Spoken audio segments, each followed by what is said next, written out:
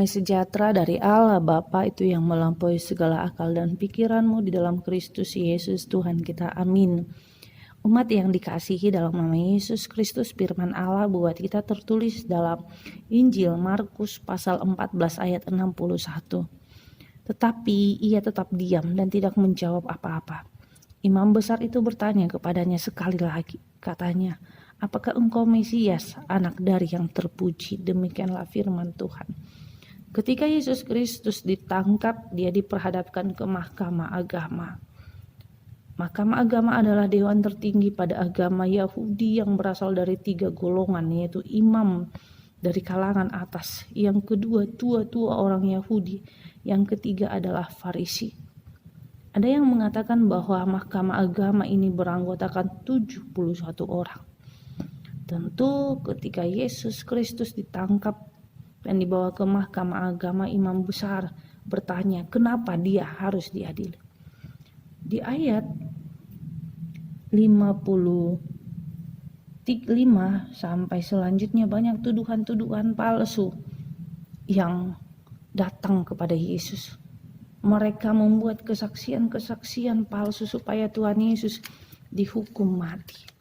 Tentu apa yang terjadi itu sudah digenapkan oleh Allah. Dan ketika digenapkan oleh Allah, di mana hal itu sudah ada termuat di dalam diri mereka, Allah memakai kebencian mereka, kecemburuan mereka, Allah pakai untuk menjadi saluran nubuatan Allah.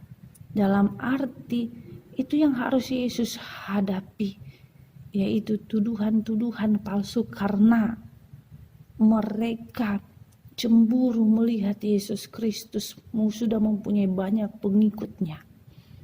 Dan ketika itu imam besar itu bertanya, Yesus hanya diam saja. Tetapi ada satu hal yang kita lihat ketika imam besar itu mengatakan, "Apakah engkau Mesias?" Mesias artinya yang diurapi oleh Allah. Kemudian imam besar itu memanggil atau menyebut Allah dengan yang terpuji. Dia mengakui dengan kata terpuji adalah Yesus adalah bagian daripada diri Allah. Karena itu Yesus menjawab, "Akulah dia. Dan kamu akan melihat Anak Manusia duduk di sebelah kanan yang Maha Kuasa dan datang di tengah-tengah awan-awan di langit-langit." Yesus mengakui bahwa dia adalah bagian dari diri Allah. Yesus mengakui bahwa dia yang berinkarnasi menjadi manusia yang tidak menganggap kesetaraannya dengan Allah dan menjadi hamba, menjadi manusia. Itu yang dikatakan dalam kitab Filipi ayat 2 pasal 6 sampai 8.